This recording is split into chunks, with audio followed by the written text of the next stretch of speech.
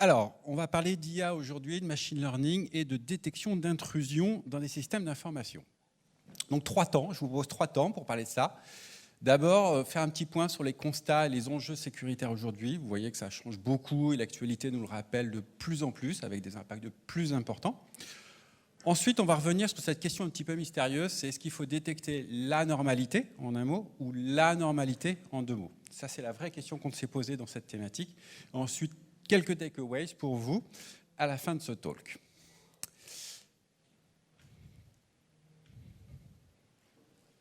Alors, quand je parle de machine learning ou d'IA, j'aime bien commencer par ce message et un peu d'humilité parce qu'on entend beaucoup de choses, il y a beaucoup de buzz autour de l'intelligence artificielle, ça va résoudre tous vos problèmes, vous inquiétez pas, on s'occupe de tout. Même si l'IA est aujourd'hui présente partout dans nos vies, j'aime bien cette phrase de George Box, qui est un statisticien du siècle dernier. Donc lui, il avait cette phrase par rapport à son domaine qui était la statistique à l'époque. L'IA, même si elle date des années 50, elle n'était pas très présente à l'époque. Et qui disait « Tous nos modèles sont faux, mais certains sont utiles ». Et ça, c'est quelque chose que tout data scientist doit garder à l'esprit et tout utilisateur d'une IA doit garder à l'esprit. Si un jour, quelqu'un vient vous voir en disant « J'ai un modèle de machine learning qui est parfait, qui n'a aucune erreur, t'inquiète pas, elle ne se trompe pas », il y a 2 possibilités. Soit il n'y a pas besoin de machine learning, tout simplement. Des simples moteurs de règles peut suffire à quelques règles bien construites et ça suffit à craquer le problème. Deuxième hypothèse, le data scientist s'est planté. Il a créé ce qu'on appelle un leak lorsqu'il a entraîné son modèle. Donc, il a en quelque sorte donné la réponse sans le savoir à son modèle. Son modèle était parfait, il a eu un score parfait, mais quand il va passer en production, il va se gaufrer complètement. Donc voilà, donc cette phrase-là, en fait, elle s'applique à de la statistique, mais finalement, le machine learning et l'IA, c'est plus ou moins de la statistique avancée, et ça repose surtout sur les mêmes bases de statistiques. Alors l'IA dans l'IT aujourd'hui, donc on va se focaliser aujourd'hui sur un domaine qui est la cybersécurité, mais ça s'adresse aussi à d'autres domaines de l'IT, tels que la prédiction d'incidents. Par exemple, savoir si un serveur, si un service va se dégrader ou va carrément crasher. Et donc de faire une prédiction sur cet incident. Alors comment on le fait? On va chercher des signaux faibles, des signaux dans les ressources de la machine, utilisation de la RAM, utilisation des CPU, utilisation du réseau, et on va détecter, essayer d'anticiper ce qui va se passer sur ce serveur ou sur ce service dans les minutes ou les dizaines de minutes qui suivent. Donc ça permet de ce fait de permettre aux équipes en charge de ces services et de ces serveurs d'anticiper le problème et éventuellement de le contourner de l'amenuiser dans son impact. Ça sert aussi, par exemple, sur la gestion des tickets d'incidents, voilà, de l'analyse, de la classification automatique d'incidents, à travers des bots également, de façon complètement automatique. Et puis également sur l'optimisation des coûts du cloud. On sait qu'aujourd'hui, ces coûts de cloud deviennent problématiques parce qu'ils ne sont pas toujours très bien gérés, pas toujours très bien administrés, pas toujours très bien anticipés. Et dans ces périodes de forte croissance, eh bien, on a des mauvaises surprises financières. Donc, on va aller chercher des signaux faibles également dans l'usage de ces services pour en optimiser l'utilisation. Bien souvent, le machine learning, ça a une vocation, c'est optimiser quelque chose. Alors, on va revenir un petit peu sur les nouveaux constats et les challenges sécuritaires qu'on a dressés, on va dire, pour essayer de tacler ce problème. D'abord, les nouveaux constats autour de la cybersécurité. Alors, il y a un groupe de hackers qui a fait un combo, là, et pas n'importe quel combo, récemment, Nvidia, Ubisoft et Samsung. Ce groupe de hackers, Lapsus Dollar, a hacké ces 3 boîtes. Ils l'ont hacké en allant chercher les codes sources des téléphones Samsung. Ils l'ont hacké en allant chercher des données chez Nvidia. Sur Ubisoft, ils sont encore en train de dépouiller ceux qu'ils se sont fait voler. Donc aujourd'hui, même des boîtes emblématiques comme ça du digital se font aujourd'hui hacker leur système d'information. Et ce n'est pas des débutants dans le sujet. Une autre que j'aime bien aussi, c'est Pierre Fabre.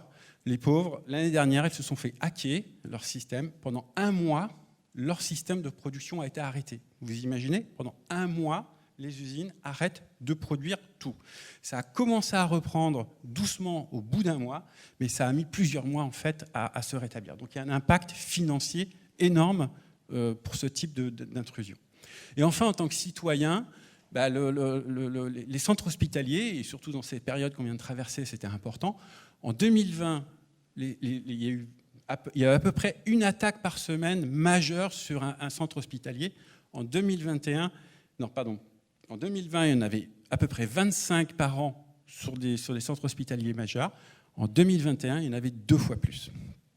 Donc voilà, je ne vous apprends pas grand-chose finalement, parce que je pense que vous lisez comme moi la presse sur ces sujets, mais c'est quelque chose qui devient de plus en plus problématique et qui, nous, en tant qu'utilisateurs, avec nos vies qui sont de plus en plus digitalisées, nous concerne de plus en plus également au-delà des entreprises elles-mêmes. Donc pour aborder ce problème, on est parti de 4... Ah, il y a eu un petit... c'est pas grave. On est parti... Ah, attendez, je vais... Allez, hop... Voilà, je vais le refaire dans le bon ordre. On est parti de 4 hypothèses.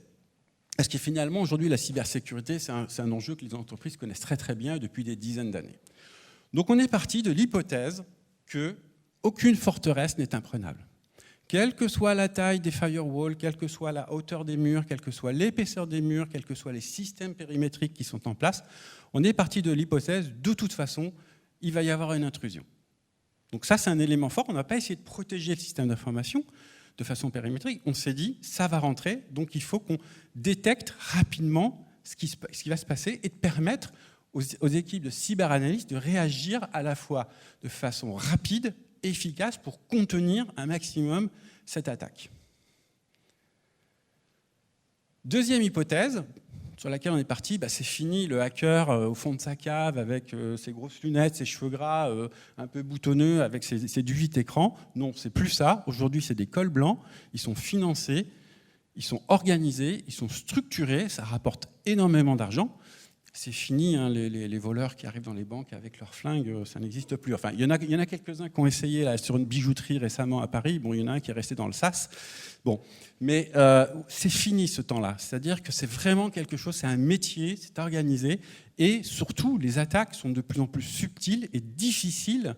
Et il y a quelque part une forme de créativité de ces hackers pour les rendre de plus en plus intelligentes, entre guillemets, et difficiles à détecter. Alors, difficile à détecter, pourquoi ? Parce qu'aujourd'hui, la majorité des systèmes de défense s'appuient sur des signatures ou des patterns de choses qui se sont déjà passées. Donc, on s'appuie sur quelque chose qu'on connaît. De plus en plus, ce qu'on voit aujourd'hui, c'est des attaques qui sont polymorphes, qui sont de moins en moins connues et donc qui passent à travers les mailles de ces systèmes. Troisième challenge, enfin hypothèse, c'est que c'est une course sans fin finalement. C'est un peu comme le gendarme et le voleur. C'est-à-dire que le hacker, il a toujours un temps d'avance sur les hackers.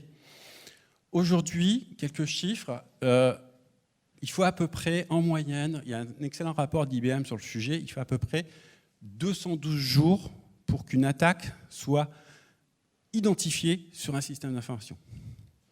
Il faut à peu près 56 jours aux hackers. Les hackers restent à peu près 56 jours dans la place. Donc autant vous dire qu'entre le moment où l'attaque est détectée et les cyberanalystes vont se mettre devant leurs écrans pour analyser ce qui s'est passé et le hacker, eh bien, il est parti depuis très très longtemps avec ce qu'il avait envie de prendre. Donc il y a à la fois cette course sans fin et on a voulu, dans notre approche, casser un petit peu cet effet de j'ai toujours un temps d'avance sur vous, bon courage pour me courir après. Alors je reviens sur le 4e, qui est le premier. Le remote, on a vu ces 2 dernières années un usage du remote beaucoup plus fort, hein, à travers le télétravail, donc une ouverture des SI de plus en plus grande, de plus en plus de portes d'entrée extérieures vers ces SI, parfois de façon très bien contrôlée, mais parfois aussi de façon un petit peu hasardeuses et qui mettent de toute façon systématiquement le SI en situation de vulnérabilité à travers l'usage de ces portes d'entrée extérieures au système d'information.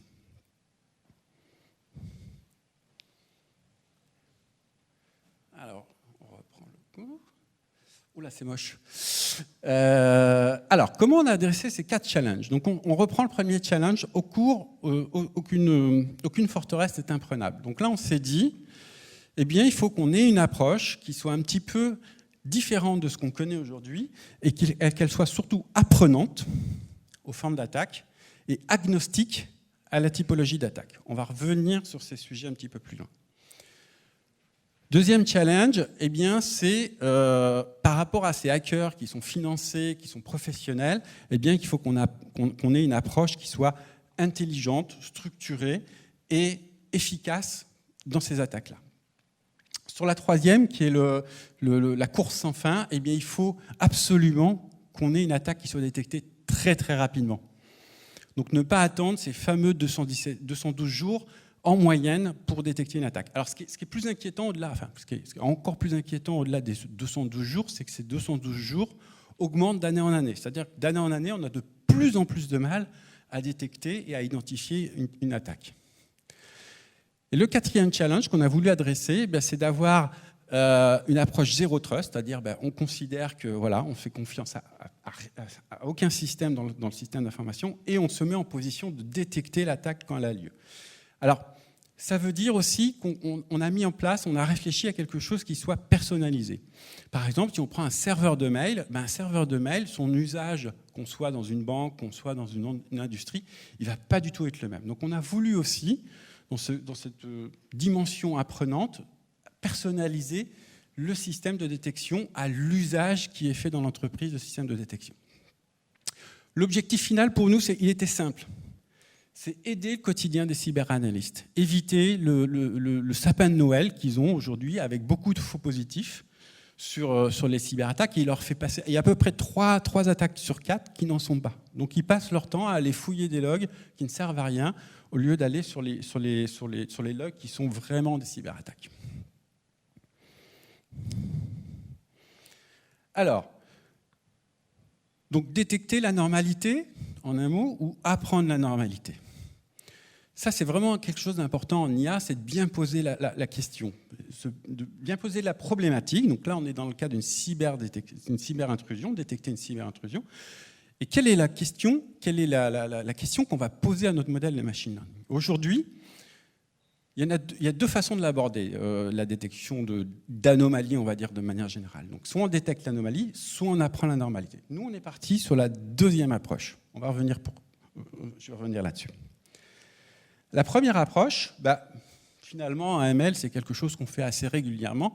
Détecter une anomalie, une anormalité, on le fait sur différents types de données, d'ailleurs, qu'elles soient structurées, non structurées. Donc là, on a un spectrogramme sur du son, voilà, un peu à l'image de l'oreille du mécanicien, qui va aller détecter une anomalie sur un moteur. On l'a sur l'image, bien entendu, dans la médecine. Et là, il y a des progrès considérables qui sont faits aujourd'hui sur l'analyse d'image et l'analyse de radio, de rayons X, etc. Et puis, ça le fait très bien aussi sur des données plus quantitatives. Voilà, ici, on a une fleur, la taille d'une fleur. Bon, c'est une sorte d'hello world du machine learning. Mais ça marche très bien. Puis également sur les séries temporelles. Voilà, par exemple, sur la voiture, des systèmes qui ont beaucoup de capteurs, aller détecter qu'il y a sur une série temporelle un problème sur un capteur, sur la voiture, etc. Donc ça marche plutôt pas mal, mais ça a cassé mon storytelling. C'est pas grave. Mais dans le cadre de la détection d'intrusion, ça ressemble souvent à ça. Et surtout, et ça, les modèles, ils ont vraiment beaucoup de mal. Parce qu'un modèle, il n'y a pas de magie. À un moment, si ce qu'il doit apprendre est très, très, très, très rare, il a du mal à l'apprendre. Et surtout, il va avoir tendance à créer des faux positifs qui vont avoir un effet sapin de Noël sur les consoles de nos cyberanalystes. Et c'est ce qu'on voulait absolument éviter pour leur faciliter la vie. Donc on s'est dit, comment on fait? Eh bien, on a privilégié d'utiliser un petit peu à l'image de la photo, on a privilégié l'usage du négatif de la photo. Plutôt que de faire apprendre à un modèle à détecter une anomalie, qui est très rare et difficile à détecter, eh bien, on lui a fait apprendre la normalité d'usage du système d'information, d'un service, d'un serveur, peu importe. Et à partir de là, une fois que ce modèle avait appris la normalité d'usage de ce système, il était en capacité ensuite de réagir lorsqu'il est dans une situation qu'il ne connaît pas. Donc on revient un petit peu sur les sujets de tout à l'heure, c'est-à-dire apprendre quelque chose, une attaque qu'il ne connaît pas encore, qu'il ne connaît pas du tout. Il va réagir, le système, et donc se dire attention, là, ça je ne sais pas comment l'analyser, ce n'est pas quelque chose que je connais. Alors on va commencer un petit peu à ouvrir le capot. Comment ça fonctionne ? Donc pour faire apprendre cette normalité à un système de ML, on a utilisé ce qu'on appelle des réseaux de neurones. En l'occurrence, ce sont des auto-encodeurs. Et comment ça marche ? J'ai pris l'image du Lego, du fameux Faucon Millenium en Lego. Qu'est-ce qu'on a fait ? On a fait apprendre à un réseau de neurones ici à jouer au Lego. Donc on lui a donné une image de Faucon Millenium parfaite en entrée. On a envoyé les données de ce Faucon Millenium, ça peut être une image, ça peut être plein de choses. On a envoyé les données. Alors je ne sais pas s'il y a un petit. Non, il n'y a pas de. Bon, c'est pas grave. Donc à gauche, on a le Faucon Millenium en entrée. On a le réseau de neurones qui est au milieu. Et vous voyez, ça fait une sorte d'entonnoir qui se décode ensuite. Et on a le Faucon Millenium à droite. Qu'est-ce qui se passe quand on envoie le Faucon Millenium dans ce réseau de neurones ? Il arrive dans cet espace qu'on appelle latent qui compresse l'information. Quelque part, si je reprends l'image du réseau de neurones, ça va déconstruire notre Faucon Millenium. Donc on va passer d'un Faucon Millenium complètement construit à un Faucon Millenium où on va avoir un tas de Lego.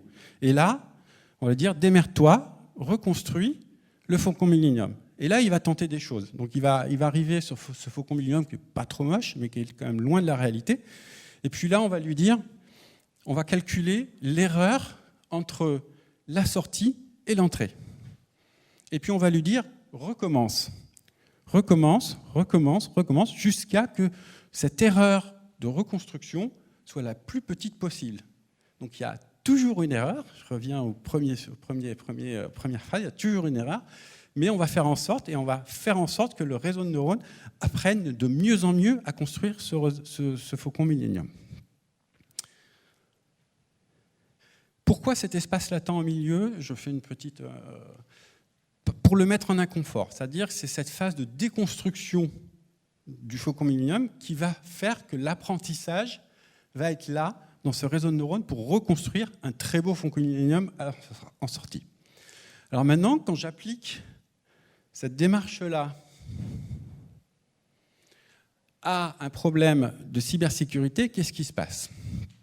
Donc en entrée, on n'a plus évidemment notre Faucon Millenium, mais on a une matrice de chiffres qui va être, par exemple, sur un réseau de neurones, sur un serveur de mail, les données qui entrent dans ce serveur de mail, la CPU, les flux, la typologie de flux, etc., etc. Donc on va prendre les signes de vie, les logs d'un serveur en particulier, et on va construire à partir de ces logs-là un certain nombre de features qui nous paraissent intéressantes. Alors, je précise, on était une équipe de data scientists à travailler sur ce sujet. On n'était pas du tout des spécialistes de la cyber, mais on s'est appuyé sur des experts de la cyber, parce qu'on ne peut pas faire un sujet métier sans un expert métier au data scientist, c'est très houleux, et je vous le déconseille fortement.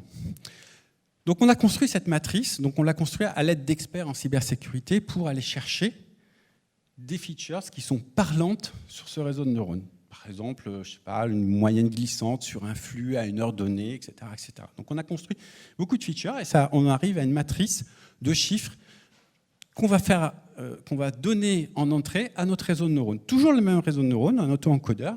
Et puis là, on va lui dire exactement la même chose que pour le Faucon Millenium. Démerde-toi, reconstruis-moi cette matrice. Et de la même façon, on va comparer la matrice qu'il a créée en sortie avec la matrice qu'on lui a donnée. Et on va calculer une erreur. Alors, il y a plusieurs façons de calculer une erreur. On peut calculer une erreur, par exemple, sur l'ensemble de la matrice, en disant, globalement, quand je somme ces erreurs et que j'en fais là une valeur absolue pour éviter qu'elle s'annule, eh bien, quelle va être l'erreur de construction de cette matrice ? Et si l'erreur est importante, ça veut dire que ce réseau de neurones, il n'a pas appris à reconstruire cette matrice. Donc, il est devant un système qui est dans une situation d'usage anormale qu'il ne connaît pas. On peut aussi, sur la construction de cette matrice, analyser colonne par colonne. C'est-à-dire, et ça peut être intéressant pour des cyberanalystes qui vont qui sont intéressés par avoir le calcul de l'erreur dans son ensemble, mais également le calcul de son erreur, par exemple, sur le flux entrant du serveur. Ça va leur permettre de commencer à identifier tel et tel point et d'aller dans la contention de cette attaque le plus rapidement possible. On est dans une phase d'explicabilité et d'aide à la décision pour les cyberanalystes. Donc, qu'est-ce qu'on a fait pour revenir à la cybersécurité et à la détection d'intrusion? On a pris un dataset d'une université canadienne qui avait des logs sur ses serveurs et qui avait tagué par rapport à ces logs s'il y avait une attaque à ce moment-là ou pas. On a supprimé cette donnée en entrée, quand est-ce qu'il y avait une attaque, quand est-ce qu'il n'y avait pas une attaque, et on a sélectionné dans ces logs-là la partie où il n'y avait pas d'attaque. À partir de là, on a donné cette matrice, ces logs qui traduisent un comportement normal au réseau de neurones. Donc on lui a permis d'apprendre la normalité d'usage d'un serveur de fichiers, d'un serveur de mail, peu importe. Et on a ensuite, de la même façon que pour le Faucon Millenium, on a alimenté ce réseau de neurones, on a calculé l'erreur, ainsi de suite, jusqu'à ce que l'erreur soit la plus petite possible dans cette reconstruction. Au final, ce qu'on a appris, c'est que sans donner une quelconque information à cet auto-encodeur de ce qu'était une attaque, ça nous a permis de détecter beaucoup d'attaques, puisque après, comme on avait la réponse, que c'était un dataset qui était labellisé, on a pu comparer le résultat de ce réseau de neurones à la vérité de terrain. Et cette vérité de terrain, elle était intéressante. Donc on a vu que les attaques de type brute force, qu'il n'avait jamais vues, il n'a jamais vu d'attaque brute force, il les a détectées. Les DDoS, les Heartbleed, les infiltrations, les port scans, il les a toutes détectées. Là où il n'a pas été très bon, mais ensuite on a compris pourquoi, c'est les web attaques et les botnet arrests. Alors moi je ne les connais pas de façon précise, mais ces attaques-là, il ne les a pas détectées. Pourquoi ? Parce qu'on a vu que dans nos logs, il n'y avait pas beaucoup d'informations sur le comportement normal de ce type, puisque c'est lié au web, pour certaines d'entre elles, de ce type d'informations liées à l'activité d'un serveur web. Donc voilà, donc la question qu'on s'est posée, c'est on va apprendre la normalité, on va faire apprendre la normalité à notre réseau de neurones. Donc il y a 3 étapes finalement.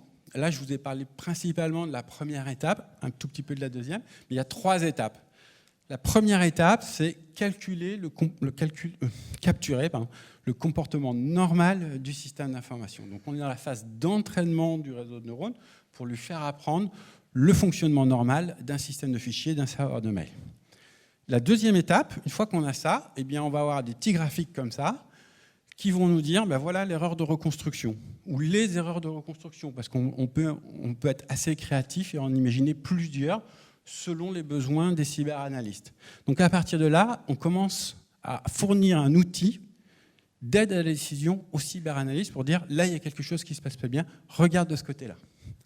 Et la troisième, qui est vraiment très importante, c'est de leur permettre de passer à l'action à travers de la data vise, donc soit de la data vise sous forme d'histogrammes tels qu'on les connaît tous, et également la data vise à travers une visualisation graphe, puisque finalement un système d'information c'est un graphe, les flux dans un système d'information c'est un graphe, et on s'est aperçu en utilisant une visualisation graphe que c'était très intéressant parce qu'il y a une notion de temporalité qu'on arrive à voir avec les graphes, enfin certaines data vises de graphes, et qui permettent de voir l'extension de l'attaque dans ce système d'information. Donc ça, c'est vraiment très important. Il ne faut pas oublier cette partie-là, parce que c'est finalement ce qui intéresse le plus les cyberanalystes.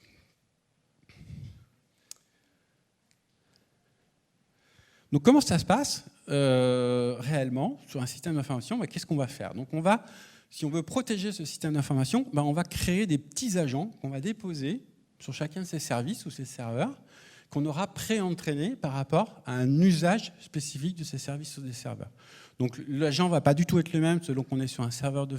Enfin, dans sa structure, il va être le même, mais dans son entraînement, dans son apprentissage, il ne va pas du tout être le même selon qu'on est sur un serveur de mail, sur un serveur de fichiers ou sur un Active Directory, par exemple, qui est sensible. L'idée, ce n'est pas de tout protéger, mais d'aller protéger les structures qui sont les plus critiques, notamment toutes celles qui concernent de la data, l'authentification, des données personnelles, etc. Donc ces petits composants, eh bien, on va le voir un petit peu plus tard, je le répète. Mais ce qui était intéressant, c'est que l'entraînement de ces composants, on aime bien chez Octo la démarche de Green AI, c'est-à-dire de ne pas être dans une approche bourrine pour entraîner des modèles, mais dans une approche plutôt subtile où on va essayer d'avoir des données représentatives et en plus petit nombre possible pour entraîner au mieux ce modèle.